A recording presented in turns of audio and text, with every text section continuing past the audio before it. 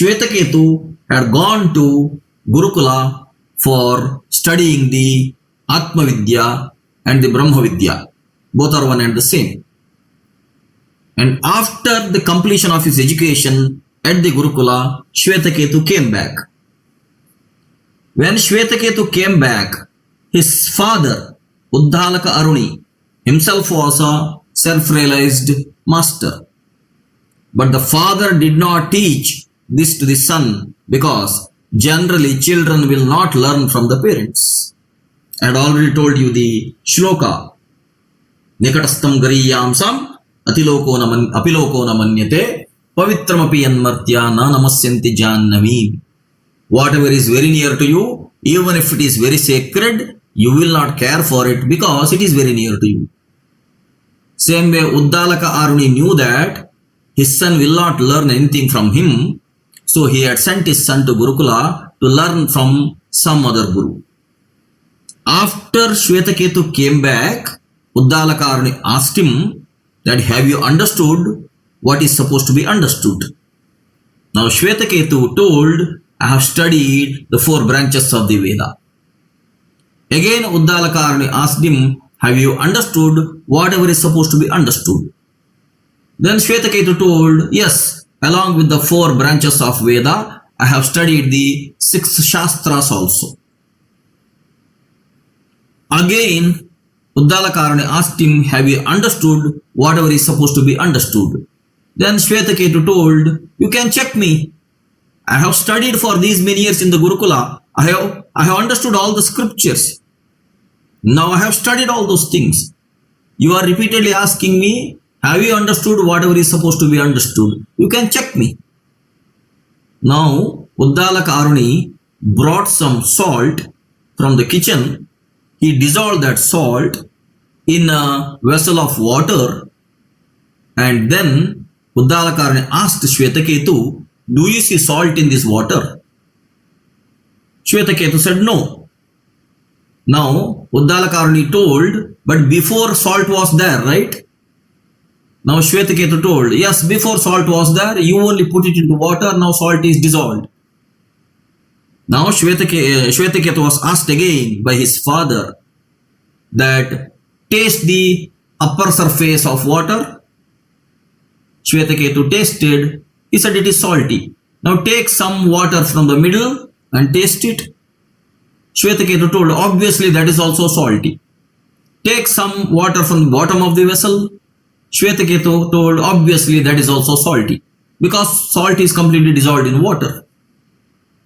Now Uddalaka asked him, have you understood whatever is supposed to be understood? Again Shwethakethu said, I did not understand whatever you are intending. Then Uddalaka Aruni told, this is how the self is. The self is not perceivable by the senses, but the whole universe is immersed in the self. As if that salt is not perceivable to your senses, but you have experienced it as salt is present in the whole of water. In the same way, please come out, let us look at nature. And Uddalaka Aruni asked Shwethakethu, pick up a seed from a tree. Now, Shwethakethu picked up a seed from a tree. Uddalaka Aruni asked him, now crush that seed and find out what is there inside the seed. Shwethakethu crushed the seed and he told, inside the seed there is only some fleshy material. Now again Uddalaka Aruni told his son, crush that fleshy material and find out is there any tree inside it. Shwethakethu told, how funny it is, how can there be a tree inside this seed? It is only a fleshy material. When I crush it, there is nothing there. There was an outer shell, and inside there is a fleshy material. Beyond that, in the seed, nothing is there. Now Uddalaka Aruni asked, if there is nothing there in that seed except that outer covering and inside it's a fleshy material, how come the same seed becomes a tree? Then Shwethakethu said, by nature. Then Uddalaka Aruni asked, what is that nature then? If a seed is becoming a tree, through which essence that it is, nature is making it a tree. What is that particular nature? Shwethakethu said, I really don't know. Now Uddalaka told him, it is the same as the example of that water. It is a self which is completely holding its universe everywhere within. It is the self that is making the seed to become a tree. Finally, Uddalaka told his son that Tat Tvam Asi. You are that. Please listen to this sentence again. Tat Tvam Asi. Tat means that. Tvam means you. Asi means you are right now that. This word Asi is also in present tense. Just like Aham Brahmasmi is in present tense, Tat Tvam Asi is also present tense. Which means the self is timeless. Self is the one which is creating time. And the self is beyond the time.